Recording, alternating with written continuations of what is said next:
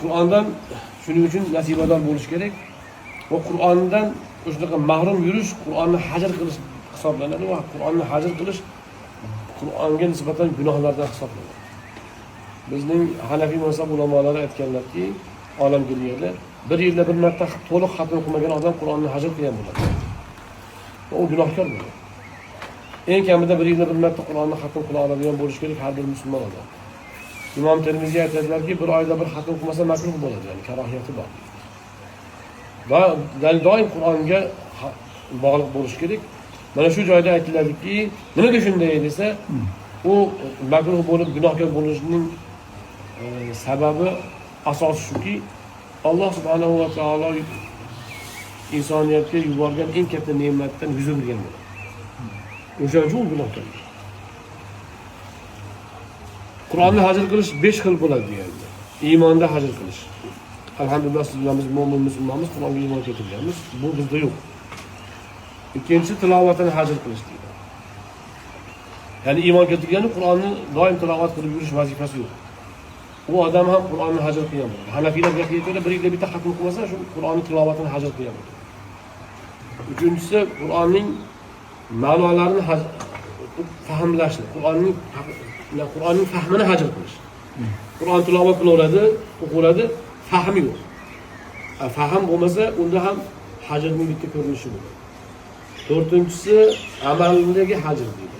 Ya'ni Qur'onga iymon keltirgan, tilovat qiladi, tushunadi ham, ammo amal yo'q.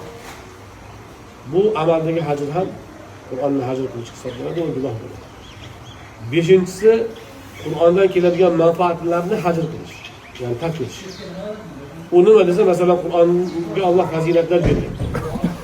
Dam solasiz, ruhiy quvvat bo'ladi, barakat bo'ladi kunga va hokazo. Qur'ondan olinadigan barakatlar bor-ku, foydalar. Mana shu narsalardan yuz o'girish, u ham Qur'onni hajr qilish bo'ladi.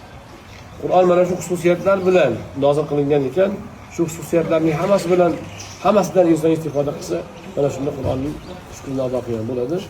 Shuni mana shu e'tibordan men hozir tavsiya qilmoqchiman. Xatmi Qur'onni yetkazayotgan kishilarimiz Qur'on ma'nolariga ham e'tibor berib, endi arab tilini bilgan odamga-yu ozgina tafsir ko'rib olsa, ancha-muncha ish yengil bo'ladi. Endi unga qurbi yetmagan odam, alhamdulillah hozir 10 ga yaqin Qur'on ma'no tarjimasi bor, tafsirlari bor o'zbek tilida. Mana shularni birortasini yoki 2-3 tasini navbatdan o'qisa ham bo'ladi. Vazifa qilib o'qib yurish kerak. Bu bitta ish. Undan keyin shu bilganlarini, fahmlaganlarini boshqalarga imkon qadar yetkazib yurishga ham ibratli ma'nolarni yetkazib yurishga harakat qilsalar, mana shunda inshaalloh Qur'oni Karim hadis sharifda aytilgandek bizning foydamizga hujjat bo'lsa ajab emas. Qur'on Allohning yerdagi guvohi hisoblanadi. Bandaning yo zarariga yo foydasiga hujjat bo'ladi. Ana shu Qur'onni hajr qilgan kishilarning albatta zarariga hujjat bo'lib qoladi. Qur'onni demak haqqini ado qilgan kishilarning foydasiga hujjat bo'ladi. Alloh subhanahu va taolo barchalarimizga o'z tavfiq bersin, haq va Qur'onlarni muborak qilsin.